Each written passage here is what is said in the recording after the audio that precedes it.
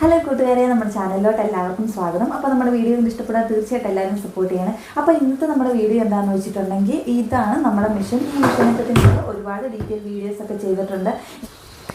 അതായത് നോർമൽ മെഷീനും ഈ ഒരു മെഷീനും തമ്മിലുള്ള വ്യത്യാസം എന്താണെന്നൊക്കെ ഞാൻ ഡീറ്റെയിൽ ആയിട്ട് പറഞ്ഞു തന്നിട്ടുണ്ട്. അപ്പോൾ നമ്മൾ ഈ മെഷീൻ ഉപയോഗിക്കാൻ തുടങ്ങിയിട്ട് ഏകദേശം 5 വർഷമായെന്ന് നമ്മൾ പറഞ്ഞിട്ടുണ്ടായിരുന്നു. 2020 ജാനുവരി സംതിങ്ങാണ് നമ്മൾ ഈ മെഷീൻ വാങ്ങിയിട്ടുണ്ടായിരുന്നത്.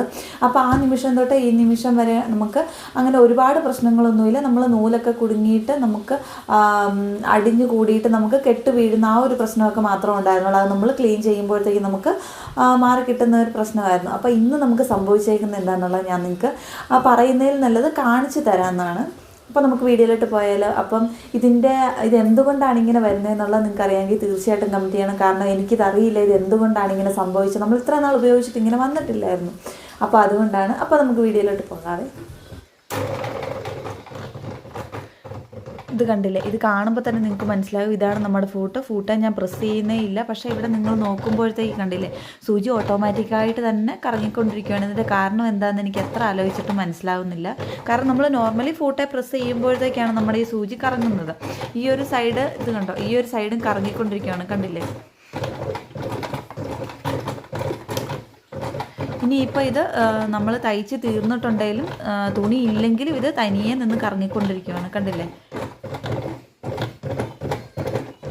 കണ്ടോ, ഇതിൻ്റെ കാരണം ആർക്കെങ്കിലും ഇങ്ങനെ ഒരു എക്സ്പീരിയൻസ് വന്നിട്ടുണ്ടെങ്കിൽ പ്ലീസ് ഒന്ന് കമൻറ്റ് ചെയ്യണം. കാരണം എനിക്കിത് എന്താണെന്നുള്ളത് നമുക്ക് അറിയത്തില്ല. കാരണം അറിയെങ്കിൽ മാത്രമാണ് ഇതൊന്ന് മാറ്റിയൊന്ന് ചെയ്യാനായിട്ട് പറ്റത്തുള്ളൂ. കാരണം ഇതിപ്പോൾ ഞാൻ ചെറിയൊരു പീസ് തുണിയാണ് എടുത്തേക്കുന്നത്, അതുകൊണ്ട് നമുക്കിങ്ങനെ തിരിച്ച് വെച്ച് കൊടുക്കാം. പക്ഷേ സാധാരണ നമ്മൾ തയ്ച്ചുകൊണ്ടിരിക്കുമ്പം ഇതുപോലെ ഇത് നിർത്താതെ വരുമ്പോൾ നമുക്ക് ഓട്ടോമാറ്റിക്കായിട്ട് ഇത് ഓഫ് ആക്കേണ്ടി വരും. അപ്പോൾ ഓഫ് ആക്കുമ്പോഴത്തേക്ക് നമുക്കിവിടെ അത് നമ്മുടെ സൂചി കറങ്ങാതിരിക്കും. വീണ്ടും അത് ഓണാക്കുമ്പോഴത്തേക്ക് വീണ്ടും കറങ്ങിക്കൊണ്ടിരിക്കും. പക്ഷേ അത് നമ്മൾ തയ്ക്കുന്നവർക്കറിയാമല്ലോ, ഓരോ പോയിന്റ് എത്തുമ്പോൾ നമുക്ക് സൂചി താക്കേണ്ടടുത്ത് അത് താക്കുകയും വേണം. അതിന് ശേഷം വേണം നമുക്കിത് പൊക്കിയതിന് ശേഷം നമുക്ക് തയ്ക്കേണ്ടത്. അപ്പോൾ ഇതേ രീതിയിൽ ഇത് ഓട്ടോമാറ്റിക്കായിട്ട് തന്നെ ഇത് കറങ്ങിക്കൊണ്ടിരുന്നിട്ടുണ്ടെങ്കിൽ നമുക്കറിയാം നമ്മൾ തയ്ക്കുന്ന സാധനം നേരെ രീതിയിൽ വരത്തില്ല.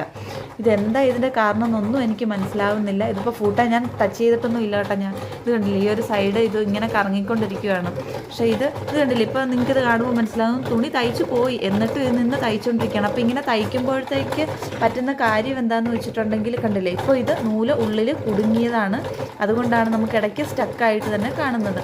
അപ്പോൾ ഇതിനിപ്പോൾ ഞാൻ നിർത്തി വെക്കുമ്പോഴാണ് ഈ സൂചി ഇങ്ങനെ കറങ്ങാതിരിക്കുന്നത്. എന്താണെന്ന് ഇതിൻ്റെ കാരണം എനിക്ക് മനസ്സിലാകുന്നില്ല.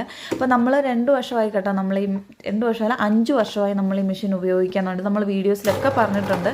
അന്നൊന്നും നമുക്കിങ്ങനൊരു സംഭവം ഉണ്ടായിട്ടില്ല. ഈ ഒരു സംഭവം ഇത് ആദ്യമായിട്ടാണ് ഉണ്ടാകുന്നത്. അതുകൊണ്ടാണ് ആർക്കെങ്കിലും അറിയാമെങ്കിൽ ഒന്ന് കമൻറ്റ് ചെയ്യണേ. അപ്പോൾ നമുക്ക് വീണ്ടും അടുത്ത വീഡിയോയിൽ കാണാം. Tata, bye bye.